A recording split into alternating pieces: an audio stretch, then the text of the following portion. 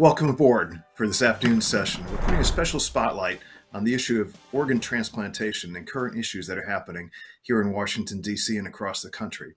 And we can't think of a better person to go ahead and address that issue than our good friend, Dr. Matt Cooper. Dr. Cooper serves as the director of the Medstar Georgetown Transplant Institute. He's also a professor of surgery at Georgetown, but probably more importantly, you folks may know him as one of our 2020 Medal of Excellence recipients for AAKP. Dr. Cooper's been a longtime champion and advocate for patients and families, especially those who are going through the process of learning about transplantation, being on a waiting list, and going ahead and getting their transplant. So what I'd like to do now is have Dr. Cooper introduce himself briefly, and then we'll get into some of the questions that you folks have submitted and that are quite important to the kidney community and to policymakers here in Washington, D.C. Dr. Cooper, it's great to have you. Go right ahead. Hi, Paul. Thanks so much for having me. That when I received the invitation, this is one of the easiest things to say yes to. The AAKP has obviously been very important to me personally, but professionally involved in the OPTN, involved in donation and transplant for now than 20 years. The voice, the patient voice that the AAKP brings is so incredibly valuable to the decisions making that we go forward on a regular basis in terms of policy making and assuring that we are really using the patient's voice and moving donation and transplant forward to the United States. As mentioned, I'm currently the director for kidney and pancreas transplantation and the director for quality at the Medstar Georgetown Transplant Institute. I'm also privileged, I use that word, quite honestly, privileged to be now currently the past president for the United Network for Organ Sharing and the Organ Procurement and Transplant Network. The engine really that fuels the donations, the nation's donation and transplants. Was an incredible opportunity to meet, many members of the OPTN and to ensure again that we are, again, listening to what the public wants in terms of information, what is necessary in terms of assuring equity and equality in terms of organ allocation, and to constantly saying we can't ever be satisfied with the status quo. So I think right now is incredibly important. We're at a critical time now. We achieved a historic milestone. I hope everyone appreciates in September we celebrated the 1 millionth transplant. But again, that's a data point. We're going to sort of put a pin into it and recognize that we can continue to do better. And I think that's what some of our discussion is today. And like I said, I've been involved in UNOS and the OPTN for well over 2 decades, and see the kidney advocacy with which the AAKP provides as being a really important voice for us. And I hope some of our discussion and some of our conversation today and answering questions will, again, give the community comfort and confidence to know that UNOS as the current contractor is really speaking and is really listening to what the public's wishes are and what needs are to move our system forward. So again, thank you for being here. This is really a true joy for me. Doc, thanks so much for bringing up your immediate past presidency of UNOS and the board of directors there. Over the years, AAKP has had the distinct honor of being involved in UNOS on many of the committees, policy committees, on some of the leadership decisions and the votes that have taken place at UNOS. Many of our patient advocates across the country have had that honor. And I wanted to bring up to you, under your leadership at UNOS, you had made patient advocates and the inclusion of them a high priority, and you had gone to great lengths. And I know that you've institutionalized that. And I think it's probably a good thing right now if you could probably describe to folks how patient advocates are involved in the process and in the system. Could you give us some insight on that? Thank you. Yeah, absolutely, Paul. I would love to take all the credit for some of that. But the truth is fortunately, the federal government in constructing the legislation with which the OPTN is regulated, the final rule and NOTA, demanded that patients be involved in every part of the system. As an example, 1/4 of our board of directors is made up of patient and donor representatives, which is incredibly valuable. But in addition to that, we've also recognized, as I said before, that the patients are at the heart of really the donation and transplant system, and we need them in order to be successful, because again, that's the system that's the system and the needs that we serve. But it's incredibly important to ensure that we have patients working with professionals to ensure equitable policies, because again, what the patient brings to the table is sometimes a blind spot. When many of us are thinking about our own world and a limited resource and still wanting to make the most of that best resource, sometimes, again, we need to ensure that, quite frankly, we get out of our own way and ensure that the patient voice is at the head of this. We have all our patients in every standing OPTN committee. That's 26 different committees. Importantly, we have a specific patient affairs committee that brings together the perspectives of candidates, again, recipients, donors, families, who again are really integral in the strategic planning and the policy making process. Again, as I said, I'm a surgeon, so I have a view, I have a focus. I think it's an important one, but again, the reference that the patient brings are unique and are really critical. As I mentioned, we have patients across all of the committees, and again, their voice is critical. And so we encourage folks not only to sign up to be a part of the committees, but ensure that they're comfortable that they can provide their voice, when a question is asked. So we always say that, and I try and do this a lot, the pronouns we want to be able to use when we're talking about UNOS and the OPTN, it's not they and it's not them, it's not a third party who is making the decisions, but it's really us and it's we, and we want patients to feel comfortable being part of that we. The biggest piece right now that is really critical moving forward when we talk about the patient voice is ensuring equitable organ allocation policies, and I'm sure we can talk more about that as we move forward. But additional things like looking at non-traditional donors and looking at the world and trying collaborative efforts to try and increase donation and utilization of marginal organs. There's a lot of really exciting work right now around the organ preservation to try and utilize more marginal organs with longer cold ischemic times.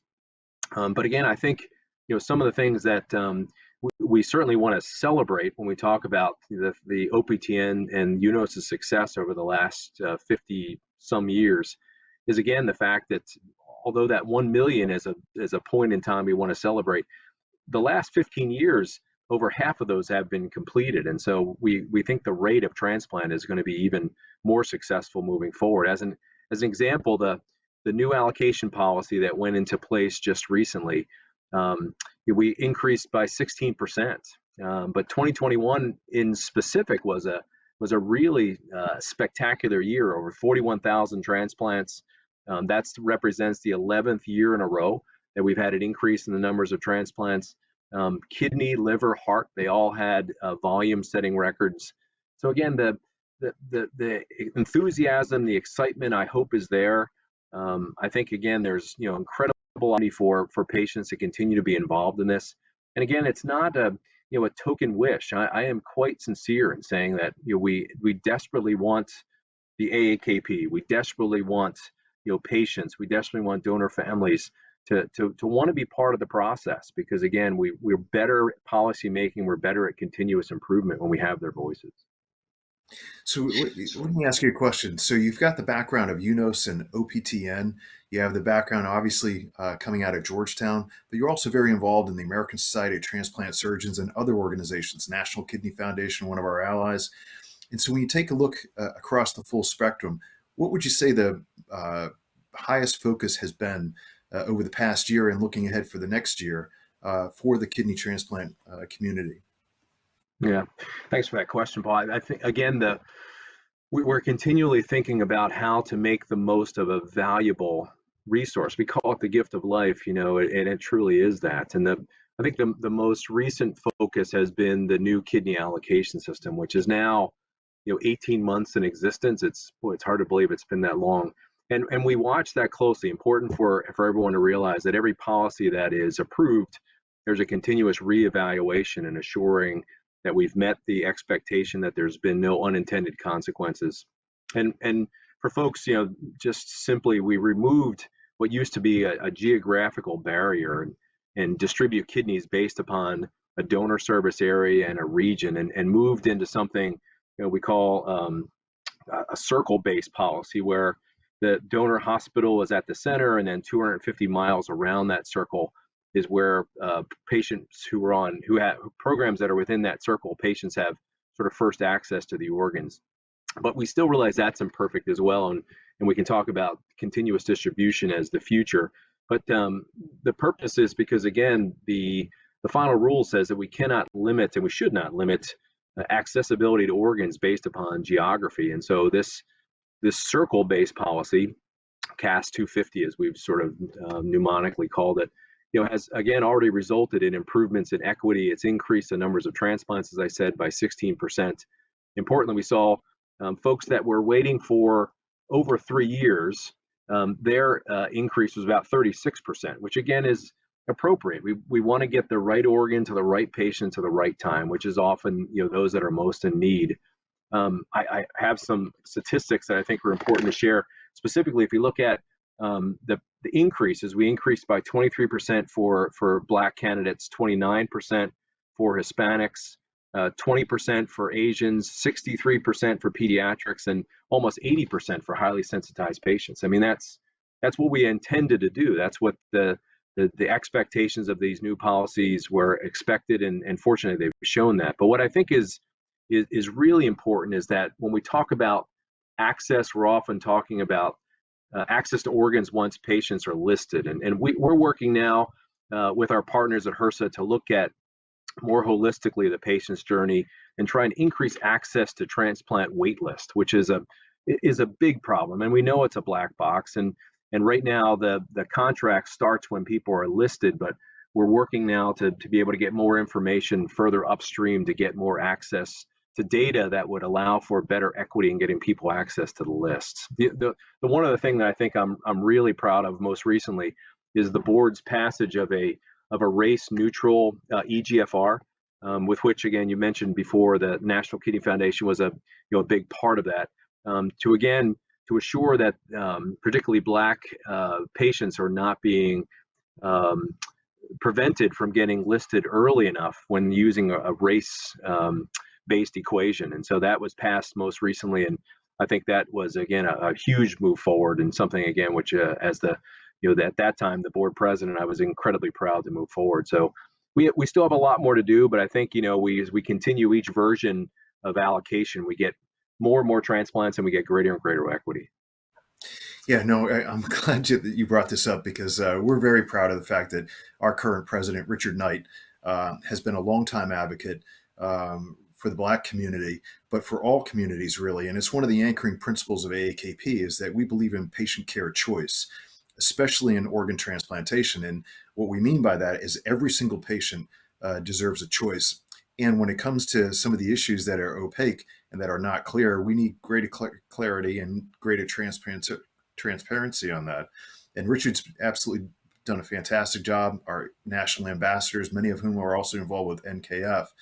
And so when you take a look at this and in the details that you just laid out, if you take a look at future state for the allocation process, I think it's difficult sometimes for people to advocate for change and then they see a regulation come out or an announcement come out. Sometimes people don't have the practical appreciation for how long it takes on the implementation side.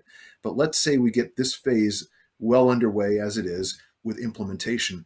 If you had a stretch goal for the allocation system, what do you see future state being? Yeah. To what we were just saying a few minutes ago, Paul, the system is better, but it's imperfect. And I think we should always think it may never be perfect until we have an absence of the wait list altogether. Then maybe I can take a deep breath and say that we've accomplished our goal, but we're not anywhere near that yet. And so we have to continue to think about new ways in which we can provide potentially more organs for transplant. But looking at the organs that we have available, as I mentioned before, right now we have still that barrier of 250 nautical miles, which is, again, imperfect. Whether someone's inside or outside of a circle is really not sort of logical, quite frankly. But we're moving now towards something called continuous distribution, which compared to what we have now, even with the circles, there's still a category-based allocation prioritization system. So for instance, people that are highly sensitized or above someone, for instance, who is pediatric. And the question is should everybody who's a living donor be always above everybody that's a pediatric? Should be always above someone who maybe, again, is running out of access? And so we're moving now to trying to change that into a score, which is based upon multiple patient factors. And it's again, something with which we've really asked the community for their input to try and really put this together. because we have to recognize that allocation is always to a patient. It's not to a program. It's not to an area of the country. It's to an individual patient. We want to make sure that each individual patient, again, has equal opportunity based upon their need. But right now we have started to put that framework for kidney transplant, the continuous allocation model, through some of its the steps now, which is to gain the data. We've looked at trying to help figure out what the prioritization should be. Should distance, for instance, be more important than sensitization, for instance? And we've actually utilized the patient in the past by putting out a survey to help us trying to get at that. And we're asking our colleagues from the SRTR to run some simulations to help us now, based upon that prioritization, to figure out, will that again reach our goal, the increase in the numbers of transplants and increasing opportunities. And there's going to be another public comment, should be out next spring, and that's one thing I hope the AAKP always takes away, is participate in the public comment period, because we want to hear what everyone thinks about, whether you're on the committee or not, about a policy that may affect them. And so you're going to see that about continuous distribution the next summer. And so I hope people will take the time to participate in the public comment. I have a feeling that we will. Richard Knight is on the SRTR, and he is a very strong advocate of getting folks to give their public comment. And we know on the other side of the fence, for the federal officials that take a look at those comments, the feedback we get oftentimes is that the raw patient feedback they get in that public comment period, they pour over the details of it. So we will take your charge, and you can count on the fact that AAKP will be giving comments in that. Let me flip over to another issue. FDA and the NIH have advanced very much to their credit, and we don't think they get enough credit for this, the elevation of lived patient experience across the product development life cycle, the research cycle. And this is one of the things, the lived experience and insights of patients. I'm wondering if you could tell us how UNOS is taking into account that patient experience for those who are on the waiting list and for those who are anticipating transplant, and how practically that comes in. You've talked about the committee structure. Like, in the practical terms, what has UNOS done to try to gather more of that type of insight? This reflects back to the previous question, Paul, about why we need patients, on our committees. Is, again, we've recognized that sometimes listing and transplant and waiting is a big black box, and it's frightening, I think, at times for patients, sort of not knowing what to appreciate. And UNOS wants to be able to, not only be the engine that runs the organ donation and transplant system, but also is a place where hopefully patients will come to look for information. But we want to try and assure that we're putting the information together that patients would need. So we're currently conducting a research study to understand what that information might be, what sort of tools are patients looking for, what kind of resources would be most valuable in order for them to understand and participate in their care. We have a consulting firm that really is an expert in patient-centered design, and we're interviewing patients and caregivers, donors, and professionals to try and, again, help us figure out exactly what's the best information and how we can prioritize this.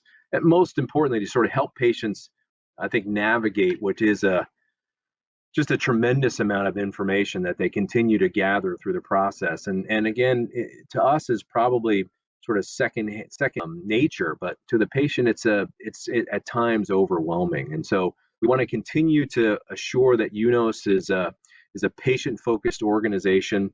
We want to continue to look at what we're doing holistically to make sure that we provide support to allow and really help patient empowerment. We really want to, as I hope honestly say, that we want to treat patients as informed partners so that they can participate in their care. And again, that's really the only way that we can assure that the system functions effectively, is if patients are educated and feel informed enough that they can participate in their care. Oh, I appreciate hearing that. I know that I've been a transplant recipient for 25 years. And so when I was on dialysis, I was on dialysis for 3 years, but long before I hit dialysis, I was trying to line up a living donor. It didn't work. But that navigating the process that you're talking about, and you see it every single day with patients and families, you really do feel sometimes as if you're out there on your own. and you are your own navigator. So I'm very pleased to hear of the work that's being done to get the direct insights from patients and even work to better incorporate that. Appreciate your leadership on it, Dr. Cooper. Let me ask you this. For the OPTN, what role do you think they can play in removing some of the barriers that are out there for patients now that are awaiting transplant? Yeah, I'm gonna steal back our conversation a little bit about that race-based equation or eliminating a race-based equation. I think that was quite frankly a long time coming, but a real win for the OPTN and something again I think we should be very proud of. But we certainly would like to ask the membership of the AAKP to ensure that their providers, their transplant programs are ensuring that they are avoiding a race-based equation so that Black patients aren't disadvantaged. The important piece is coming up this next cycle is now we're going to take a vote to ensure that we're going to return or try and assure the appropriate waiting time for those that may have been affected by a race-based equation. I think again that's the next logical steps for this. I think moving forward, as I say, we're happy that we've increased the numbers of transplants year over year, and we continue to work towards equity. But I think our future policies we're going to continue to assure, we're going to continue to work towards accounting for disadvantages that again people face in getting access to transplant. Now we know that when we increase the number of people waiting, that will increase the need, but the reality is there are many places in the country, there are many demographics that just don't have the same opportunity to be listed for a transplant. And again, I continue to think United States of America, that should never happen.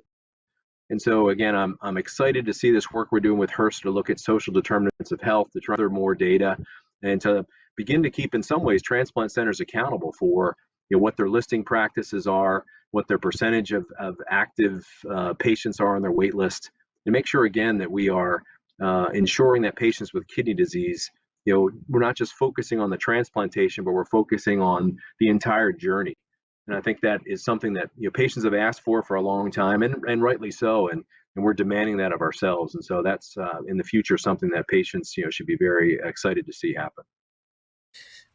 So let me ask you a question. This is probably a combination of both policy and your medical expertise. It's something that at AAKP we work with a great deal of companies that come in and talk to us about a lot of the exciting advances that are happening for organ transplant, whether it's in perfusion, whether it's in different types of stabilization of organs to make them last longer, for example, in transport and that type of thing. So both as a policy issue and then also from a medical perspective, for OPTN, can you tell us what's being done to increase utilization of organs and also to perhaps lower the discard rate, although I know that's a complicated issue. But I'm very interested in your insights on that because we hear a lot, we see a lot, but I'm not certain it's absolutely clear to patients out there what is actually practically being done. Yeah, I'm glad we got to this question too, Paul. It's well, again, I can give you all of the statistics, and I'm quite proud of increases. The fact that we have 20 to 25% discard rate is really troubling to me. Now, not all of those organs are or should be transplanted, but the reality is, if you compare the United States to countries with similar donors, we find our utilization rate is truly not acceptable, and it is a top priority for them. And we continue to, while assuring equity, we don't want to minimize utility. And so we're trying to develop tools and analytics that we think are going to get offers to the right patient more efficiently. We're going to get decisions made more effectively. We do have to hold transplant programs accountable, though. So we can't just say that every organ offered to every patient on every program, when folks just say no continuously and ultimately leads to a discard, that is the right way we should do it. And so programs have the responsibility to use organ offers so that they can maximize the appropriateness of the organs that are offered to their program. UNOS has a really outstanding tool called the Center Acceptance and Refusal Evaluation, CARE tool, that's how I remember it, which gives centers the opportunity to look at all the organs that have been offered to them and take a look at, if I didn't use this organ but it went to somewhere else, can I learn from that? Can I go to this other program and get some insights as to how they looked at that organ maybe differently than I do? We have better image sharing data analytics that can actually be in the hands of the deciding physician as to whether or not they want to use an organ. But what's particularly exciting to me is we have hundreds of thousands of data points now, and we're appreciating that we can use predictive analytics, artificial intelligence to, at the time of an organ offer, to give the physician data that says, if I use this organ, what's the expected outcome of my recipient? If I don't, what's the opportunity of them getting another organ offer? I think that's very valuable rather than just sort of a general feeling about whether the organ is right for that recipient. And then the other piece is we need to involve and we need to inform patients who are waiting of the organ offers that have been made to them. So that's kind of the next piece, is figuring out and what exactly is the right amount of information to share with a patient in terms of the numbers and the frequency and the quality of the organ offers that have been made. Because we're here to serve the public. We're here to serve members of the AAKP, and oftentimes they're kind of they're not aware of when organs are offered to them, and that's not quite right either. And we have to find a better way to make sure that we are informing them of organ offers that have been made to them and why a decision has been made that perhaps the organ offer made yesterday wasn't the right offer for them. So there's a lot of great technology going on. We're going to continue to look at data over and over again, and we're going to hold transplant programs more accountable for assuring that organs, aren't wasted, and we're being always good stewards of every gift of life. I appreciate you bringing that up. It's kind of a heavy duty question to talk about, to be perfectly honest, and at a personal level. I remember the morning that I received my organ transplant offer. It was about 5:15 in the morning. The transplant program called me and said, we need you to make a decision. We'll give you about 10 minutes. And the consequences of not deciding could impact another person. And so when I was making the decision for me, I also knew personally I was making a decision for somebody else, and I accepted the organ. But that's why so many of us that are advocates, and you appreciate this because you're a champion alongside us, it's a deeply personal thing when you're offered an organ. And because we've experienced it, we want others to. And that's the push for transparency. And I appreciate your commitment to that and working alongside Richard Knight and so many others from the patient community to try to make it less of a not transparent situation. Let me ask you a question on the transportation of organs. It's been in the news over the past couple of years.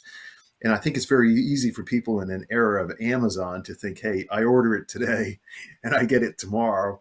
And whether that, transport truck has wings on it or it's put on an airplane or a jet, there's an expectation, I think, that's growing in every part of society that rapid delivery will happen. But there is a science to it. There is a process to it. What is UNOS doing to try to increase issues or increase transparency and also the efficacy of transport of the organs? Yeah, transportation has received a lot of press recently, Paul. I'm sure you've seen it as well. I would first say, don't believe all of the stories that are written or that you hear. The majority of transportation events happen very smoothly. It's a very complex and very complicated process. We move hundreds of organs every day.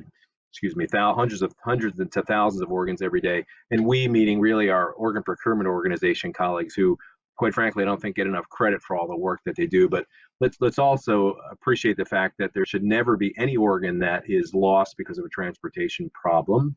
And we also have to appreciate that there are perhaps organs that are not transplanted because of the challenges that are expected in transplanting an organ from A to B, from perhaps one side of the country to the other. And so UNOS does have currently a nation organ-wide tracking system. It's being utilized by a smaller number of OPOs and transplanted organs, but the effort is to continue to think about a national organ tracking program so that we can have even greater reliability and knowledge about where organs are.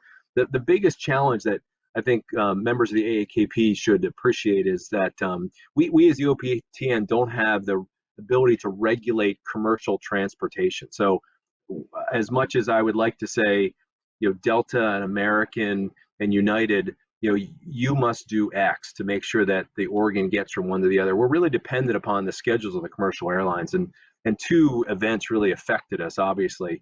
9/11, which this country will never forget, but that changed having organs in the cockpit, which is very convenient and allowed for more opportunities. And then COVID just minimized the number of commercial airline trips that are actually happening. And so we're working on communicating with or having conversations with the TAA and with some of these commercial airlines and with Amazon, quite frankly, to see if we can again utilize some of the experts in logistics and transportation to kind of make things even better than they are right now. We're closer than I think we've ever been, and it's pretty exciting to kind of see it actually coming together. It's, to me, a no-brainer, right? Who wouldn't want to be the airline that transports the gift of life? And again, I think we're going to get closer and closer to that. But we need to gather more data, and we need to be able to track all this in a national scale and be able to look at this carefully. And again, our patient and donor affairs representatives are involved in all this, and again, their voice is critically important. Communicating with your congressman, to be able to say that we need more money allocated to the OPTN for things like transportation and things like logistics, would go a long way, because I think the patient voice, particularly in recognizing that perhaps some organs are either not transplanted or discarded because of transportation in the United States, we can't have that either. So I think that's, again, a very important part for the OPTN and for UNOS to continue to focus upon. I'm glad that you're inviting more patient voice on issues like operations and the technical aspects of the organ transplant system. And it kind of raises another question here. So over the past 12 or 18 months, the American Association of Kidney Patients has been very focused on some of the public policy issues that are on Capitol Hill and the legislative issues. And our sense of it at 100,000 feet has been this. There's been a lot of mudslinging, a lot of maligning, and a lot of confusion being created about the strength, the efficacy, the integrity of the American organ transplant system. And I know that we live in an era where everything gets questioned. And with social media and media, there's a lot of alarmism and there's a lot of chasing of the shiny object. But we're very concerned that some of the recommendations that are being made could potentially break the system. And I wanted to get a sense from you, instead of divisiveness, how can the community work harder to come together on consensus recommendations that would not pose a harm or put us in uncharted waters for organ donation and for transplantation? And I ask you that, Dr. Cooper, because you've got such a broad view and so many years in the process, and you've worked so closely with AAKP and NKF and in professional societies. I think you have a pretty balanced view of how this could go, given some of the accusations that have been made. And I just want to give you an opportunity to talk directly to patients and families about that, because people are reading a lot of things. We've not engaged. We've held our powder on a lot of these types of issues because we just think some of them are irresponsible. But I wanted to get a sense from you about some of these challenges that are being posed in social media and the media about the integrity of the system.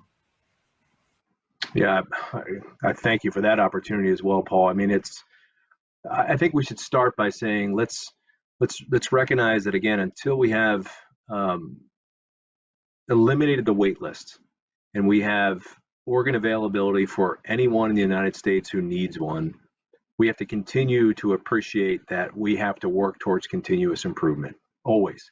We have to never sort of sit on our laurels and say, that what we've done, 1 million transplants, over the last, 50 or 60 years, that alone is something that we should hang on to. No, we have to continue to recognize that there's an opportunity to do better. But let's also appreciate that the United States donation and transplant system is the most successful system in the entire world. And that's, again, because of our desire for collaboration, for collegiality, for investment, for assuring that we are consistently questioning what we're doing today and can we do better tomorrow.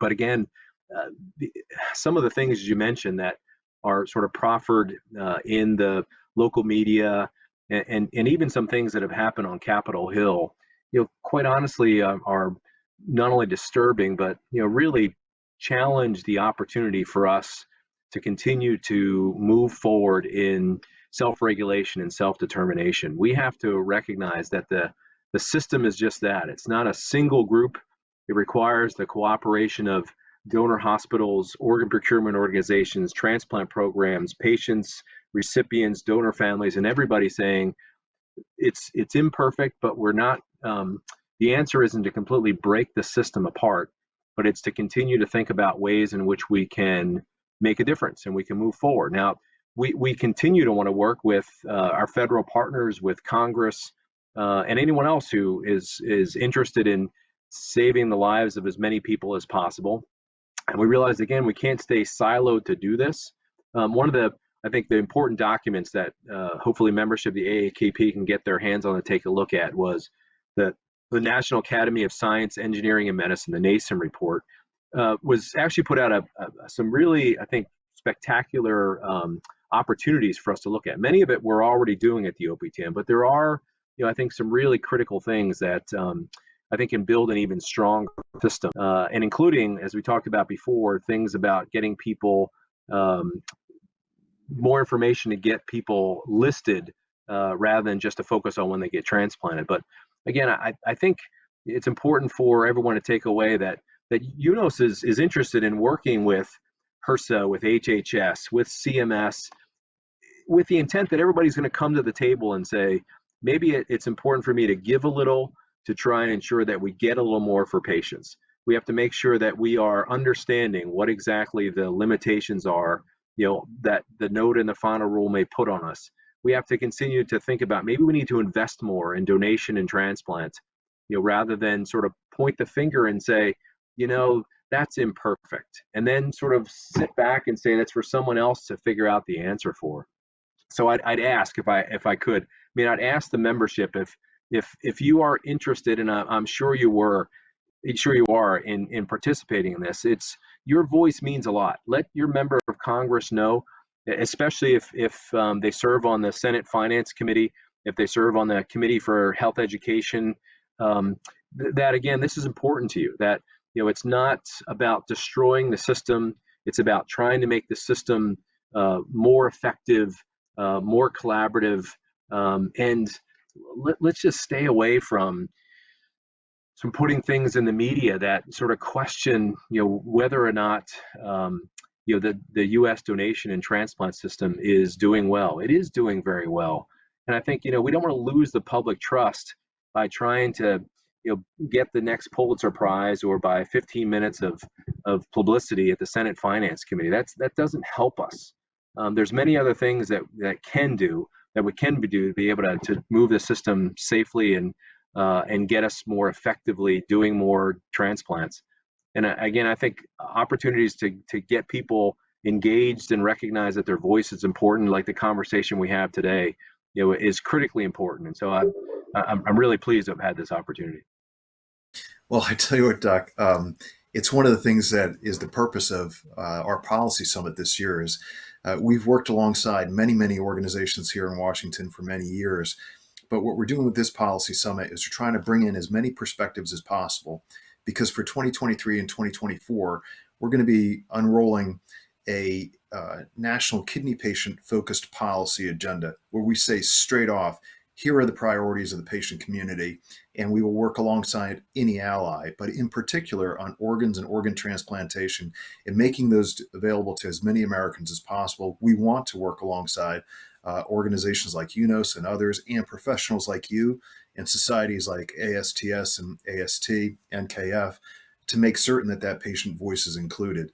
And I appreciate your candor in all things, because it's very easy to get 15 minutes of fame defaming something. It's much harder to actually take policy, change it, and then actually watch and hold people accountable on the implementation side. That's a long ball game, and that's actually what our history is as AAKP and as NKF and many other organizations that have been in the space know. Let me ask you a final question. This is kind of on personal to me, but I think very personal to a lot of folks who would be listening to this. So in the life of a patient and a family, a medical professional of great esteem like yourself can have a massive impact. When I was young, I was in college, and I had a doctor in Maine that gave me a less than optimistic kind of view of what the future would be. And my parents, who had worked here in Washington for a long time, for the Department of Defense and in national security. They kind of took a gamble. They bought me a plane ticket to come down and meet with a doctor at Georgetown, another Georgetown doctor named William P. Argy, who I think was one of your predecessors. And I remember going in and meeting with Dr. Argy. He welcomed me as a new patient.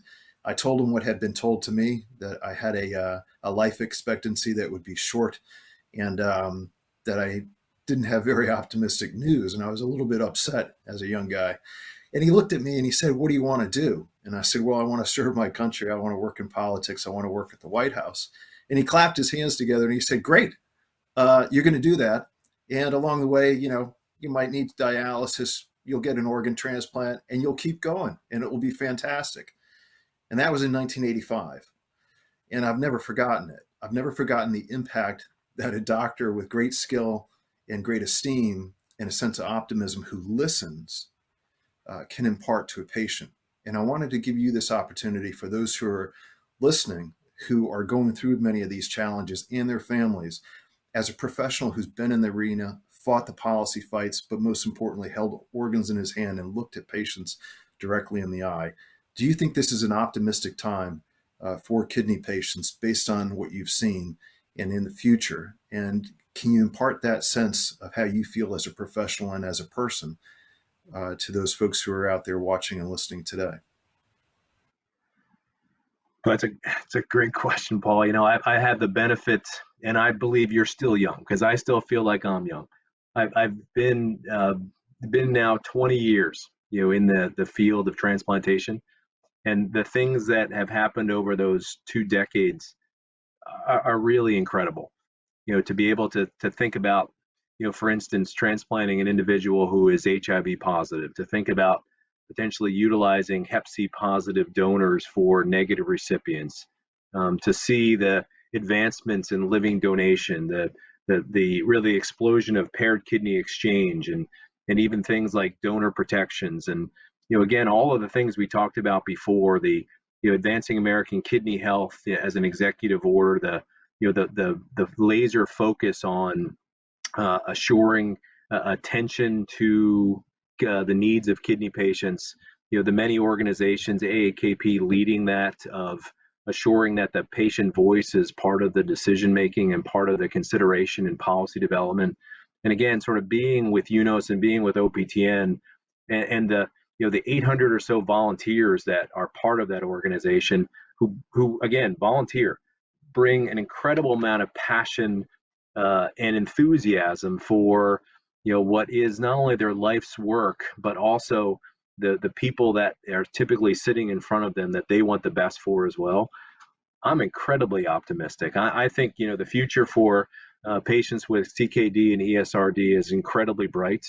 I think again, the attention, some of the public scrutiny is a good thing. I think it will get us potentially more support, whether that be financial or whether that be through influence, to try and help with things like transportation, as I talked about before, potentially investing more resources into the OPTN. And I think, again, there's a recognition that the world in which we work is becoming smaller and smaller. And as we work more collaborative, we participate in things like a CMS and HRSA-sponsored end-stage treatment collaborative, where we are bringing best practices and trying to teach each other, for instance, how to use more marginal donors, how to optimize cold time, things like preservation techniques that are out there.